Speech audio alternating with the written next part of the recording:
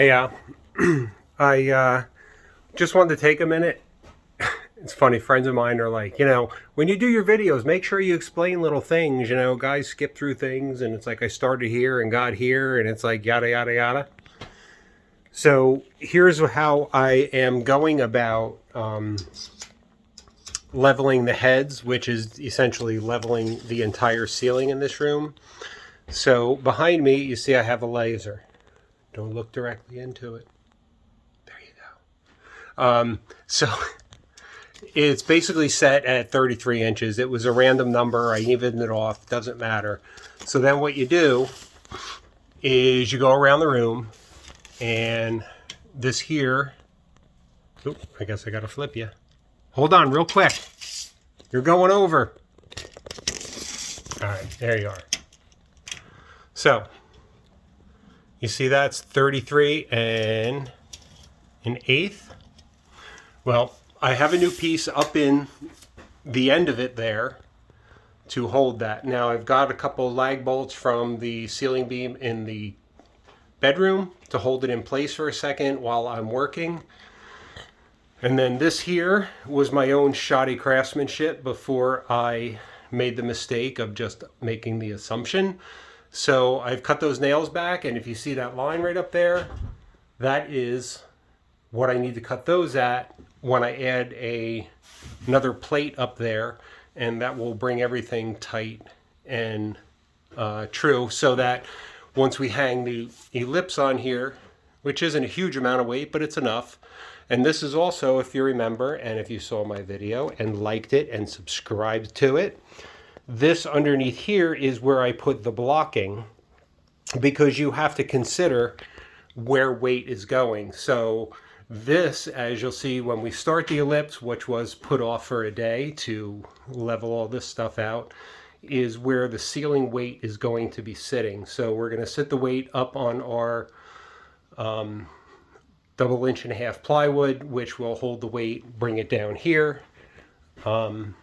And then over here, I know I said I was going to notch it, but if anybody else is like me, the word notch makes you kind of cringe. So what I did was put a piece of OSB here out of 3/4, ripped it down to 1/2 inch, which made it perfect. And then unfortunately I had to recut the studs to line up. So everything is tight, everything will be good. Now the only issue that will cause is this ceiling here to be a little out of level, but it's in a closet. This place is going to be stuffed. So, I've talked a little bit about hiring people and who you hire. And, part of the thing is nothing is perfect. My theory has always been, if you don't go for perfect, you don't get good. If you go for good and you go for okay, that's what you're going to get. You're going to get crap. So you go for perfect, but you understand that nothing is perfect. So we have to make up for this somewhere. So where that's going to be made up is in that walk-in closet back there. So yeah, I just wanted to show you this real quick because, and I know I called these outriggers up there behind me. I called those rafters, and I apologize for that, the ceiling beams, which I had to correct. So yeah, that's where we're at. So tomorrow, my guy Rich, which hopefully I'll get to introduce you to him tomorrow. He is like the best human you will ever meet. But yeah, so putting these heads level, adding these little shims up here underneath of this head, which was only about 3/8 above my head. That head there, which I'll trim back, that was about 1/2 inch. But at that point, the ceiling will be level, will be perfect. And the floor, like I said, it's a little bit out, but we'll get that with floor leveler. We tried best we could, but again, let me just take you on a little bit here.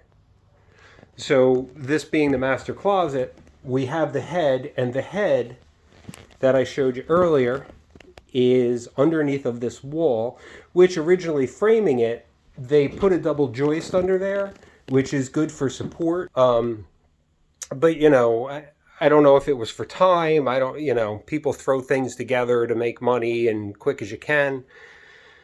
But again, in past videos, you saw that there was no strapping between them. So what'll happen is, as we go from this master bathroom, which we could get up a little bit more, we put a house jack under there, raise the head. But as you go from this master bathroom, I mean, what's going to happen? You're going to go out the bathroom, and then all of a sudden, you know, let me get that. All of a sudden, the floor joists are going to be out of level. And like I said, that room's going to have a little sag in it. If you drop a marble, you'll know where to find it. But you have to be reasonable in what you do. I mean, it's wood, and just seeing a piece of this old growth that came out, I'm going to do a video on that because I'm big on old growth. So anyway, just a quick update of how I'm leveling the ceiling, getting ready for the lips, going to make the floor, and my priority is to parallel the floor with the ceiling. So we could get the floor perfect, we can get the floor level with the floor leveler, not a big deal. But then what happens when you get up to the top of the shower? Like I said, you know, now you're going to have different size tile and try to compensate there. So I guess the end goal of this room is to get the floor parallel with the ceiling, with the floor not moving, so that it does not crack the gorgeous tile we're going to put in. And we're going to fight for Dolomite. Not cheap, but God, it's gorgeous. Okay, thanks for tuning in. Please subscribe if you have not. If any of this makes sense, hit the like button, because I think I'm kind of making these videos for me and the homeowner. All right, guys, have a great day, and hopefully we'll have any lips going on tomorrow.